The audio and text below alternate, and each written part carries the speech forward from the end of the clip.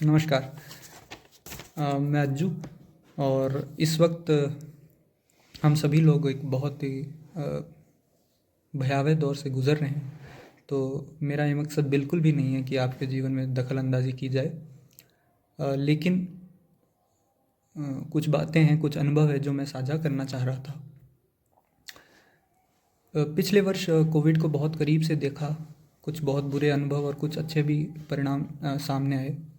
तो उन्हीं चीज़ों पर यहाँ मैं बात करने जा रहा हूँ। देखिए, ये जो वायरस है, इससे संबंधित दो पक्ष हैं।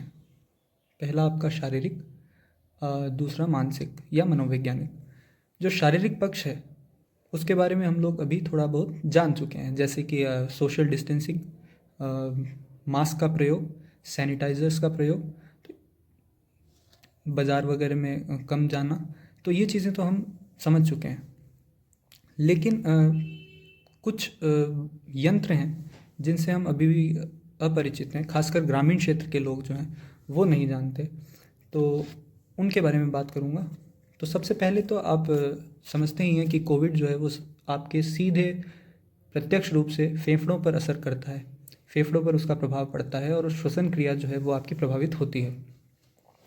तो यदि किसी को शुरुआती लक्षण दिखें, और सीधी सी बात है, माहौल ऐसा है कि हम लोग जाना नहीं चाहेंगे अस्पताल या चिकित्सक सीधे ही, भले ही कितनी भी बात की जाए कि आप जाइए।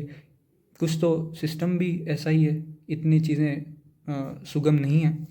तो सर्वप्रथम अगर आपको लक्षण दिखते हैं तो ये ऑक्सीमीटर नाम की चीज़ है, ठीक है। ये आपको अमेज़ॉन पे, फ्लिपकार्ट पे, इंटरनेट पे कहीं भी आपको ऑनलाइन मिल जाएगी, या फिर आपके मेडिकल स्टोर्स पे भी ये उपलब्ध है। लगभग 1000 से 1500 रुपये का ये यंत्र आता है और इसके माध्यम से हम शरीर के ऑक्सीजन लेवल को नाप सकते हैं। तो देखिए, इस्तेमाल करना बड़ा ही आसान है। इसके अंदर कोई भी एक अंगुली डालिए और बटन दबाने के बाद आपके शरीर का जो ऑक्सीजन का स्तर है वो ये स्क्रीन दर्शाएगी। जैसे यहाँ पे देखिए, ये 98 और अब 99। तो मेरे शरीर में ऑक्सीजन लेवल जो है वो 99-98 के बीच आ रहा है। तो यदि ये 95 से 100 के बीच आता है तो कोई खतरे की बात नहीं है। लक्षण दिखने पर आप घर रह सकते हैं और उपचार ले सकते हैं, खुद को थोड़ा अलग रख लीजिए। अगर ये 91-92 के करीब आ जाए तो स्थिति थोड़ी सी गंभीर है, आपको तुरंत अस्पताल जाना चाहिए, चिकित्सकीय सहायता लेनी चाहिए। दूसरी बात, ये एक चीज़ है, इसे स्टीमर कहा जाता है। सामान्यतः शुरुआत में हमने भी जग में भाप जो है, जग में पानी गर्म करके भाप ली थी, लेकिन इस यंत्र के माध्यम से बहुत प्रभावी रूप से आप अपने फेफड़ों तक भाप पहुंचा सकते हैं। काफ़ी प्रभावी है और ये लगभग 300-400 रुपये में आपको बाज़ार में उपलब्ध है। तो ये दो चीज़ें हम हमारे घरों में रखें तो चीज़ें बेहतर होंगी। ये तो बात हुई शारीरिक पक्ष की। और अब मनोवैज्ञानिक बात मैं थोड़ी करना चाहूँगा।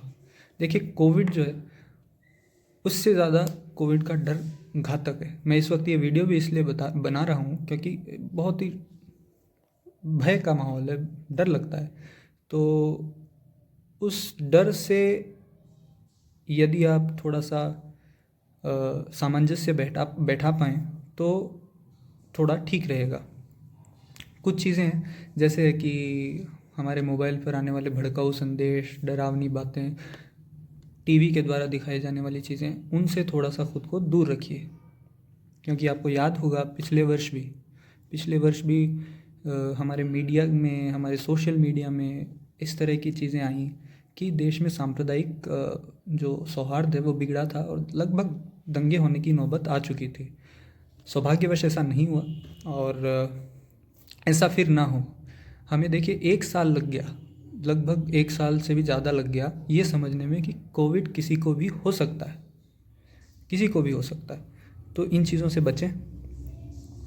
और एक बात है कि शासन प्रशासन का सहयोग इस वक्त एक आम नागरिक को करना होगा, क्योंकि केवल जय हिंद वंदे मातरम बोलना और ये सब चीज़ें, ये सब व्यवहार करने से ही आप देशभक्त नहीं होते हैं। जहाँ पर ज़रूरत हो वहाँ पर सही आचरण करें, वो आपका देश के प्रति कर्तव्य है। तो शासन प्रशासन, भले ही राज्य में, केंद्र में किसी की भी सरकार हो, आपको उनके दिशा निर्देशों का सख्ती से पालन करना चाहिए। खासकर युवाओं से कहना चाहूँगा, ठीक है, तो आप उनके दिशा निर्देशों का पालन कीजिए। हाँ, अपने शासन पर, सरकारों पर नज़र रखिए, अवलोकन कीजिए कि कौन सरकार कोई नीति या कोई भी निर्णय जो है वो किस तरह ले रही है। अवलोकन गंभीरता से कीजिए, और एक बार जब ये दूसरी लहर जो है ये टल जाए, उसके बाद वो जो अवलोकन में आपके जो सवाल थे वो पूछिए। ये आपका दायित्व है। पिछली बार कोविड था, लहर गई, हम फिर भूल गए, हम सब भूल गए, हमारा मीडिया भूल गया, किसी ने भी सरकारों से पूछा नहीं, मीडिया उनकी रैलियों में जाने लगा फिर से। अब वापस से लहर आ गई है, मीडिया सारे दिन 24 घंटे आपको कोविड की बातें बता रहा है। क्या क्या प्रमाण है कि एक बार ये लहर भी चली जाए और वो मीडिया कोविड के मुद्दे उठाएगा? तो इसलिए सही मीडिया को देखिए, समझिए, और तटस्थ जो मीडिया है उसका समर्थन कीजिए,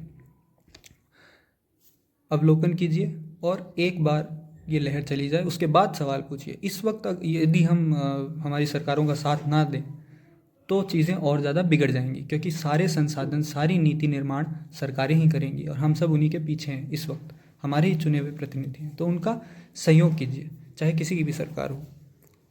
आखिरी बात व्यक्तिगत तौर पर करना चाहूँगा कि ये बहुत आवश्यक है कि हम अपने आप को जहाँ तक हो सके शांत रखें। अपने परिवारजनों से, दोस्तों से आप फ़ोन के माध्यम से बात कीजिए, खुद को शांत रखिए, और गैर जिम्मेदाराना बर्ताव या बातें नहीं करनी। जैसे कई युवा लोग हैं, बोल देते हैं कि हमने तो 1 साल हो गया मास्क ही नहीं लगाया, क्या सैनिटाइज़र का क्या करना, मास्क का क्या करना, इनकी अहमियत को नहीं समझ रहे हैं। देखिए, आप तो ऐसी बात बोल देते हैं, लेकिन जो व्यक्ति इस वायरस के द्वारा या इससे जूझ रहा है, कोविड वार्ड में कोई उसका परिवार वाला बैठा है, वो जब आपकी ये बातें सुनता देखता है तो उसका मनोबल बहुत गिरता है, और कोविड में मनोबल बहुत एक बड़ी चीज़ है। तो कृपया अपने दायित्व को समझें और गैर जिम्मेदाराना बातें ना करें। युवाओं से अपील है, साथियों से अपील है कि आप ज़्यादा से ज़्यादा जागरूकता जितना भी हो सके फैलाइए। मैं भी, देखिए, यही एक चीज़ है जो कर पाया हूँ। तो जागरूकता फैलाएं, सही आचरण करें। आखिरी बात छोटी सी, हमारे परिवार में बच्चे हैं, बुज़ुर्ग हैं, सभी हैं, तो माहौल नकारात्मक है। थोड़ा सा योगा, प्राणायाम, कसरत, ये हल्की कसरत जो घर पे की जा सके, क्योंकि बाहर जाना संभव नहीं है, तो घर पर ही ऐसी चीज़ें कीजिए। ये बात बिल्कुल भी सही नहीं है कि योगा और प्राणायाम जो है ये तो एक धर्म विशेष के लिए, नहीं, ऐसा नहीं है। स्वास्थ्य पर सभी का हक है, सभी के लिए अच्छा स्वास्थ्य होना चाहिए। तो योगा और प्राणायाम बड़ी अच्छी चीज़ है, आप लोग करिए, और जितना हो सके सही व्यवहार कीजिए, और कर भी क्या सकते हैं। तो ये कुछ बातें थी। समय देने के लिए धन्यवाद।